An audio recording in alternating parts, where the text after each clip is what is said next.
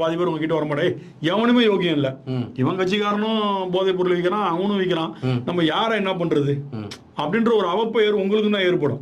அப்ப நீங்க ஆரம்பத்திலேயே இதெல்லாம் களை எடுக்கணும். யாரு என்ன, எப்படி வருமானம் வருது, எது கொண்டு வந்து இவன் கொடுக்குறான், இவன் காசு ஒரு கட்சிக்கு 50 லட்ச ரூபா கூட ஏன் கொடுக்குறான் 50 லட்ச ரூபா, யாருமே அதை பாக்குறது இல்ல. கொடுத்தா வாங்கி போட்டுக்க வேண்டியதுதான். எல்லாம் ஒரு ஆதாயத்தை எதிர்பார்த்து தானே. இப்போ பில்டர் கொடுக்குறான்னா அவன் சிஎம்டிஏல அவனுக்கு ஒரு வேலை ஆக வேண்டியதா இருக்கும். ஒரு ரோட் பேஸ்ல ஒருத்தன் கொடுக்குறான்னா அவன் டிபார்ட்மெண்ட்டா அந்த பேப்பர் ஈஸியா மூவ் ஆகணும்.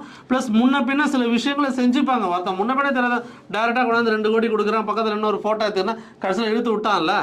அதாவது ஒரு அரசியல் வியாபாரம் ஆனதுக்கு அப்புறம் யார் வந்தாலும் சேர்த்துக்கிறது, எத்தனை வழக்கு இருந்தாலும் பிரச்சனை இல்லை. அது எல்லா கட்சிக்கும் பொருந்தும். நாட் ஓன்லி ஏடிஎம்கே டிஎம்கே, இந்தியாவில் உள்ள அனைத்து கட்சிக்கும் இது பொருந்தும். இதுல இன்னொரு முக்கியமான விஷயம், இந்த திராவிட உள்குத்தை விட அந்த பிரசாத் கிட்ட இருக்கிற உள்குத்து பாருங்க.